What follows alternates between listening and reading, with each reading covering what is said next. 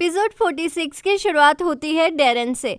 वो ऑफिस के सारे एम्प्लॉयज़ को प्रोजेक्ट के लिए अपने अपने हिसाब से एक रोमांटिक स्क्रिप्ट लिखने के लिए बोलती है और कहती है आइलिन से छिपकर लिखना वरना वो तुम्हारी स्क्रिप्ट चोर लेगी। वो बचपन से ही चोर है। फिर सीन शिफ्ट होता है निहात पापा पर, जो घर पर मिल्की बे के लिए शायरी लिख रहे होते हैं। फिर सीन शिफ्ट होता है डेरन पर, जो जान के कैबिन में आ जाती है और जान से कहती है मिस्टर जान, मुझे टकली आइलिन के बारे में बात करनी है। वो दिन पर दिन ज़्यादा रूड हो रही है, तो हमें उसके बारे में कुछ सोचना पड़ेगा। क्यों ना हम उसे ऑफिस से निकाल फेंके। देखिए मिस्टर जान, वो समझ गई है कि हम उसके बारे में ही बात कर रहे हैं, तो देखिए कैसे बाहर से वो खड़े खड़े एटीट्यूड दिखा रही है हमें। फिर मिस्टर जान कहते हैं ठीक है डेरन, ज़्यादा पारा मत चढ़ाओ वरना फट जाओगी तुम। अच्छा बताओ, आयुर्वेदिक काढ़ा पियोगी क्या अपना दिमाग शांत करने के लिए? तो डेरन कहती है नहीं मिस्टर जान, मेरी उम्र पौवा चढ़ाने की है, काढ़ा पीने की नहीं।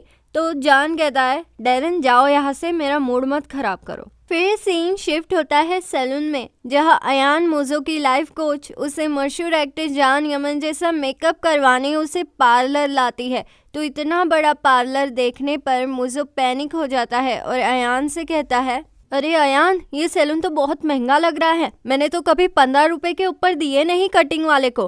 तो अयान कहती है अब मुझे कुछ पाने के लिए कुछ खोना तो पड़ता ही है, तुम्हें पैसे भी खर्च नहीं करने हैं और सनम को भी पटाना है, दोनों बातें तो एक साथ नहीं हो सकती है ना। तो मुझे कहता है हाँ अयान, तुम बिल्कुल सही बोल रही हो, करो तुम्हें जो करना है, मैं तैयार हूँ। फिर मूजो थोड़ी देर बाद जब पार्लर से मेकअप करवा कर निकलता है तो जान यमन कम जानवर ज्यादा दिख रहा होता है, क्योंकि कितना भी मेकअप करवा लो शक्ल तो वही की वही रहती है, वो थोड़ी ना बदलती है। फिर वो दोनों कपड़ों की दुकान में जाते हैं मूजो के लिए टार्जन और मोगली वाली ड्रेसेस खरीदने के लिए, ताकि वो थोड़ा सा ढंग का दिख सके। फिर सीन शिफ्ट होता है सनम पे, जो अपना प्रोजेक्ट कंप्लीट करके डेरन को सबमिट करती है। तो डेरन उस प्रोजेक्ट को पढ़कर कहती है अरे अरे अरे छी गंदा, इतने गंदे गंदे आइडिया सनम तुम ला कहाँ से रही हो आज? कठपुतलियों के बीच कभी रोमांटिसिज्म नहीं होता है, जाओ और जाकर कोई अच्छी सी स्क्रिप्ट लिखो जाओ। फिर सीन मिल्की बे पर शिफ्ट होता है। मिल्की बे दौड़ी दौड़ी घर आती है तो उसे इतना खुश देख के मेलहात उससे पूछती है क्या हुआ, मेरी की हुई हेयर स्टाइल देखकर वो तुम पर लट्टू हो गया क्या? तो मिल्की बे कहती है अरे नहीं, ऐसा अभी तक तो कुछ नहीं हुआ है, पर मुझे ऐसा लगता है निहात मुझे कोई सरप्राइज देने का प्लान कर रहा है, इसलिए मैं चुपचाप अंदर जाकर देखती हूँ। मेलहात कहती है जाओ और मुझे भी बताना क्या सरप्राइज है। फिर मिल्की बे दबे पाँव अंदर जाती है तो वो देखती है कि निहात तो कुंभकर्ण बनकर खराटे लेकर सो रहा है, तो वो गुस्सा होकर वहां से चली जाती है। फिर सीन मिस्टर जान के ऑफिस में शिफ्ट होता है, जहां गुलिज मिस्टर जान को स्क्रिप्ट बता रही होती है। तो सनम अपनी कठपुतलियों के प्यार वाली स्क्रिप्ट लिख के जान के कैबिन में आ जाती है और उसे वो स्क्रिप्ट पढ़वाती है। उसे लगता है जान को स्क्रिप्ट ज़रूर पसंद आएगी, पर उसका उल्टा ही हो जाता है। जान सनम की स्क्रिप्ट का मजाक उड़ाता है और उसे दूसरी स्क्रिप्ट लिखने के लिए बोलता है। फिर सीन शिफ्ट होता है निहात अंकल पे, जो मीट बॉल्स में रिंग छिपा रहे होते हैं कि मिल्की बे पीछे से आ जाती है और निहात से लड़ाई करने लगती है कि निहात तुम्हें तो कुछ याद ही नहीं है। फिर निहात अंकल को समझ आ जाता है कि अब ओवर हो रहा है, अब और नहीं छिपा सकते हैं वो, तो वो मिल्की बे को सब कुछ गले लगकर बता देते हैं कि उन्हें सब कुछ याद है, वो कुछ भी भूले नहीं हैं। ये सीन शिफ्ट होता है मिस्टर जान और सनम पे, जो ऑफिस के पीछे के साइड छिप कर मिलते हैं। तो जान सनम से कहता है सनम बिजनेस और पर्सनल लाइफ को मिक्स मत करो, स्क्रिप्ट सच में अच्छी नहीं थी, चलो अब नाराज मत हो और वो लिखो जो तुम दिल से फील करती हो सनम। फिर सनम जान के गालों पर किस करके वहां से चली जाती है स्क्रिप्ट लिखने के लिए, पर लगता है आज का दिन सनम के लिए मनहूस है, पता नहीं और कितने स्क्रिप्ट सनम आज फटवाएगी। ऑफिस छूटने का वक्त हो जाता है और मिस डेरन मिस्टर वॉकर की स्क्रिप्ट फाइनल करती है। ये सब सनम देख रही होती है और उसे वॉकर से बड़ी ही जलन होने लगती है। तो वो वॉकर के पास जाती है और उसे बोलती है चल निकल वॉकर, पहली फुर्सत में निकल, थोड़ी देर और यहाँ रुका तो मैं तेरा कचुम्बर बना दूंगी। तो सनम का ये बर्ताव लायला देख लेती है और मन ही मन में बोलती है, आज ये सनम को क्या हो गया है। पहले तो मिस्टर जान के साथ लंगूरों वाला बर्ताव किया और अब इस वॉकर के साथ कर रही है। तो वो सनम को अपने साथ लेकर जाती है और उससे पूछती है, ओए लंगूर, ये सब चल क्या रहा है? हाँ, ये किस तरह का बर्ताव कर रही है तू? तो सनम लायला से कहती है, अरे वो सब निहायती पागल और बेवकूफ़ है, उन लोगों को मेरी इतनी अच्छी स्क्रिप्ट पसंद नहीं आई। एक बात बताओ लायला, मैं और मिस्टर जान वी आर डेटिंग। ये सुनकर लायला कहती है, अरे तुम पागल तो नहीं हो गई हो सनम, लगता है तुम्हें बुखार है। तो सनम कहती है, नहीं, हम सच में प्यार में हैं, हम सिनेमा भी जाते हैं। तो लायला कहती है, लंगूर, ये सब नामुमकिन है। माना कि हम लोगों को भी सपने देखने का पूरा हक है, पर हम इन लोगों की बराबरी नहीं कर सकते हैं। और मिस्टर जान कभी भी कहीं भी चले जाते हैं सनम, वो तुम्हें छोड़ देंगे, फिर तुम क्या करोगी? तो सनम कहती है, नहीं, मेरा जान मुझे छोड़कर कभी भी नहीं जाएगा, वो मुझसे प्यार करता है। और ऐसा कहकर सनम वहाँ से चली जाती है। फिर सीन जूजू पर शिफ्ट होता है। वो जेजे के गांव से उसके लिए एक बॉक्स लेकर उससे मिलने आती है। तो सनम उससे पूछती है, बेटा तुम्हें क्या चाहिए? तो जूजू कहती है, अरे बच्चा, किसको बोल रही हूँ? हाँ, मैं यहाँ गांव से जेजे से मिलने आई हूँ। तो सनम कहती है, हाँ हाँ समझ गई, भड़क क्यों रही हो? वैसे तुम्हारा गांव कहाँ है? इतने में ही जेजे जूजू को देख लेता है और फिर उसे गले लग जाता है और पूछता है, जूजू तुम यहाँ कैसे आई जूजू? फिर जूजू जेजे से कहती है, जेजे मैं यहाँ तुम्हें ये बॉक्स देने आई हूँ जो गांव वालों ने तुम्हारे लिए भेजा है, उन सबको तुम्हारी बहुत याद आती है जेजे। ऐसा कहकर जूजू वहाँ से चली जाती है। फिर ऑफिस के सारे लोग उस बॉक्स पर लपक पड़ते हैं, उस बॉक्स में क्या है ये देखने के लिए। तो सनम और जेजे वो बॉक्स लेकर वहाँ से चले जाते हैं और सनम जेजे से कहती है, क्या है इस बॉक्स में जेजे? खोलो ना प्लीज़, मुझे अभी देखना है। फिर सीन शिफ्ट होता है लायला और उस्मान पर। लायला उस्मान से कहती है, उस्मान तुम्हें छोटे लंगूर से बात करनी पड़ेगी, वो कुछ ज़्यादा ही हवा में उड़ रही है, वो बेवकूफ़ सब कुछ जानकर भी कुएं में कूद रही है। वो क्यों नहीं समझना चाहती कि मिस्टर जान और वो कभी एक नहीं हो सकते?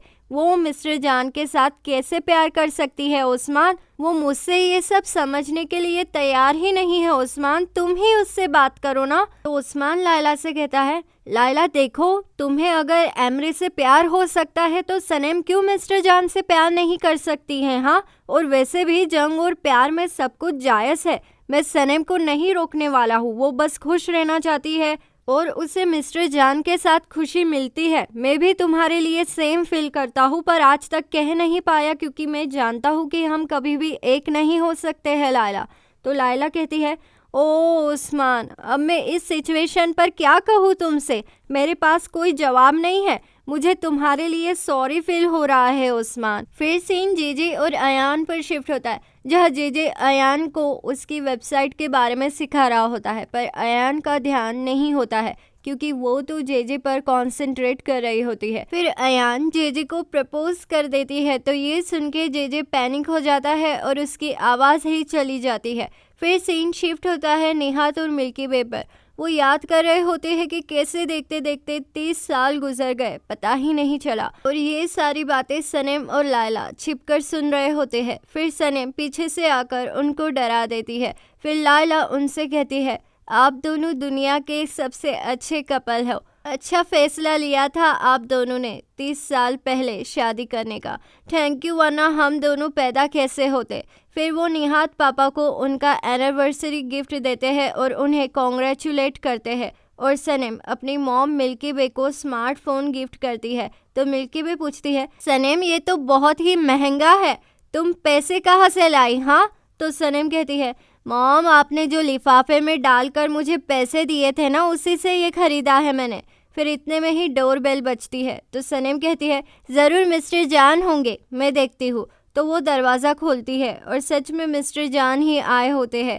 वो अंदर आते ही सनम को बोलते हैं, हे आज तो बहुत ब्यूटीफुल लग रही हो तुम। सनम कहती है, थैंक यू मिस्टर जान। फिर वो सब साथ में डिनर करते हैं। तो डिनर करते करते जान सनम को छेड़ता है। वो कभी तो उसके हाथ पर हाथ रखता है और कभी उसका हाथ अपनी मांडी पर रखता है। तो ये सारी बातें लायला नोटिस करती है और सनम को आंखें दिखाती है। फिर निहात मिल्की वे से कहता है, मिल्की वे आखिर 30 साल बाद मैंने तुम्हारे लिए कविता लिख ही ली। सुनो सुनो, सब लोग ध्यान से सुनो, मैं पढ़कर सुनाता हूँ।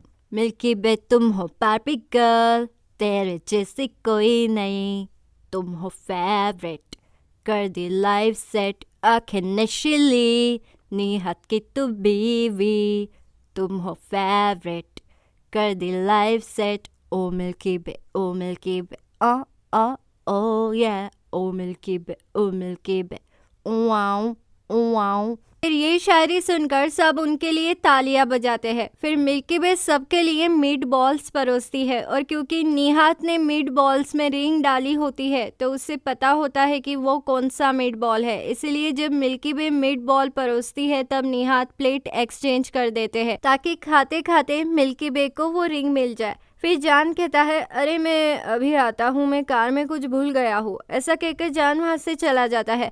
फिर सीन आयसुन और मुजो पर शिफ्ट होता है जहाँ वो मिठाइयाँ और बुके लेकर सनम के घर जा रहे होते हैं। इतने में ही डोर बजता है और मुजो आयसुन के साथ सनम के घर आ जाता है और सब उसे देखकर शॉक हो जाते हैं। फिर मुजो सनम से कहता है, देखो मैं तुम्हारे लिए कितना अच्छा सज धज कर आया हूँ। तो सनम कहती है, कुछ फायदा नहीं हुआ, शक्ल तो वही है कौवे वाली। इतने में ही जान वहाँ आ जाता है तो मुजो कहता है, अरे तुम यहाँ इतने रात को, और ये क्या है, अपने साइज का बुके लेकर क्यों आए हो तुम यहाँ? हाँ समझ गया मुझे, मैं सनम के लिए बुके लाया हूँ और तुमने लायला के लिए लाया है। Well done.